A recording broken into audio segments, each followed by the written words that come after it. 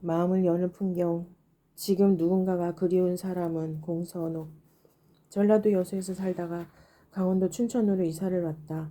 한반도 남쪽에서 가장 따뜻한 곳에 살다가 가장 추운 곳으로 옮겨온 것이다. 춘천에서의 겨울나기가 은근히 두려워지는데 겨울이 오는 길목인 이 늦가을에 나는 버스를 탔다. 내가 강원도로 이사를 오면서 생각한 것 중에 하나는 바로 이렇게 강원도 내륙과 해안 깊숙한 곳까지 버스 여행을 해보는 것이었다. 내가 자동차를 가지고 있지 않아서 버스를 이용하는 것이기도 하지만 자동차가 있었더라도 버스 여행을 해보고 싶기는 했을 것이다. 내 차를 가지고 여행을 하면 많은 편리한 점이 있을 것이다. 우선 내가 쉬고 싶은 곳에서 쉴 수가 있고 내가 가고 싶은 곳을 내 맘대로 갈 수 있으며 무엇보다 나를 태워다 줄 버스를 하염없이 스산한 버스 정류장 대합실에 앉아 기다리지 않아도 된다. 더군다나 이 즈음 같은 날씨에 난로 하나 없는 연탄도 좋고 장작도 좋으니 외롭고 가난한 과객에게 따스한 온기 한 줌 전해줄 그런 난로 하나 없는 낯선 시골 대합실의 플라스틱 의자는 얼마나 차가울 것인가. 낯설고 차갑다는 것을 안다. 날은 어두워오는데 나를 태워줄 버스는 오지 않고 대합실에 차갑고 딱딱한 의자를 앉은 나는 몹시 쓸쓸할 것이다. 전화번호가 적힌 수첩을 뒤로 뒤적거려 보지만 내가 전화를 걸 수 있는 사람은 아무도 없어. 언제나 그랬듯이 내가 마음 놓고 전화를 걸 수 있는 사람은 이 세상에 아무도 없어. 나는 추위에 떨며 만성적인 지병과도 같은 쓸쓸함 속에서 나를 어딘가로 태워다 줄 버스를 기다려야 할 것이다. 기다리고 또 기다렸다가 온 버스를 타고 나는 어느 낯선 마을 앞에 내리면 나는 또 걸어가야 하리라. 강원도의 거세고 황량한 산과 밭, 강원도엔 들이 없다. 그냥 밭이다. 휘 돌아 불어오는 바람을 맞으며 가도 가도 인적은 없다. 녹슨 함석 지붕을 인 인가가 있어 들어가 보면 인기척이 없다. 집들은 드넓은 황야가 같은 밭 가운데 오도만이 앉아있다. 그나마도 빈집이다. 가을 거지를 끝낸 집주인 부부는 도시의 자식들에게 가고 완전 무장한 채로 집 혼자 겨울날 채비를 하고 있다. 지난번 강원도로 이사를 왔다. 이사 와서 마음속으로 꼭 하고 싶었던 버스 여행을 웬일로 하지 못했다.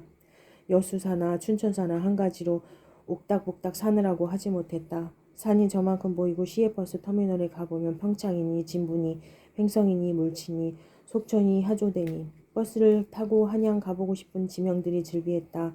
가보고 싶었다. 강원도에 왔으니 이제 강원도 버스를 타고 어느 산 깊고 물막은 강원도 산골마을로 기어들어가 보고 싶었다. 어디를 가면 그러면 내 이 만성적인 지병과도 같은 근원적인 이 결핍감을 채울 수 있으려마는 그래도 나는 어딘가를 가보고 싶었다. 지금 이 자리가 아닌 또 다른 곳에 가보고 싶었다. 그러면 거기에 나를 맞아줄 누군가가 있을 것만 같았다. 생전 처음 보는 나를 더할 수 없이 반갑게 눈물나게 따뜻하게 맞아줄 그 누군가가 거기 있을 것만 같았다. 강원도 땅의 겨울은 그 어느 곳보다 빨리와 길게 길게 이어진 국도변은 사뭇 황량하고 황량하고 또 황량하여 몸은 절로 움츠러드는데 나는 맞아주는 사람은 아무데도 없었다. 버스를 타고 간다. 해는 짧아 국도변의 산 그늘은 성큼 내려와 있는데 가까운 산등성이는 이국의 햇살 같은 강렬한 햇볕이 빛이었다. 버스는 손님이 없어 처음부터 끝까지 나만 태우고 가는데 나는 그 휑하고 또 휑한 버스의 창밖을 바라보았다. 보이는 것이라곤 텅 빈 경작지와 스산한 산등성이 그리고 훈련을 마치고 기대하는 군인들의 행렬. 군인들의 행렬은 끊임없이 없었다. 끊임이 없었다. 그들은 묵묵히 부대가 어디 있는지 모르지만 부대를 향하여 국도변을 행진하고 나는 아무런 감상 없이 그들을 바라보았다. 그들 또한 버스 안에 나를 아무런 표정 없이 바라보았다. 표정 없이 무심하게 스쳐 지나갔다. 그리고 어느 순간 군인들의 무표정한 행렬은 더 이상 이어지지 않았다. 군인들의 행렬이 완전히 끝이 났구나 싶었다. 인적 없는 강원도의 국도변에서 이제 사람은 영영 보이지 않을 거라고 여기는 순간 군인 한 사람이 행렬에서 아주 많이 떨어진 단 한 사람의 군인이 터벅터벅 걸어오고 있었다. 추위에 떨면서 터벅터벅. 나는 버스에서 내렸다.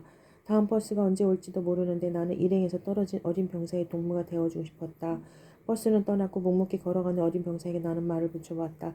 혼자 걸어가니 외롭지 않느냐고 그랬는데 어린 병사가 대뜸 그러는 것이었다. 외롭다기보다는 배가 고픕니다. 그랬다. 배고픔은 현실이었다.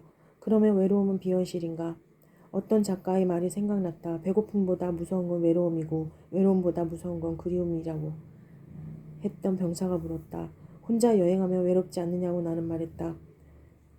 외롭다기보다 그립습니다. 그리하여 지금 배고프고 지금 외롭고 지금 누군가가 간절히 그리운 사람들은 강원도로 갈 일이다.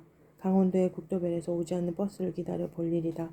바람 거세게 맞으며 쓸쓸하게 한양 쓸쓸하게 개간지 창작가 비평 중편 시합부를 발표하며 문단에 등단했습니다. 소설집 피어라 수선화 멋진 한 세상이 있고 장편소설 오지리에 두고 온 30살 시절들 산문집 자은형 꽃밭에서 나눈 오른내가 있습니다.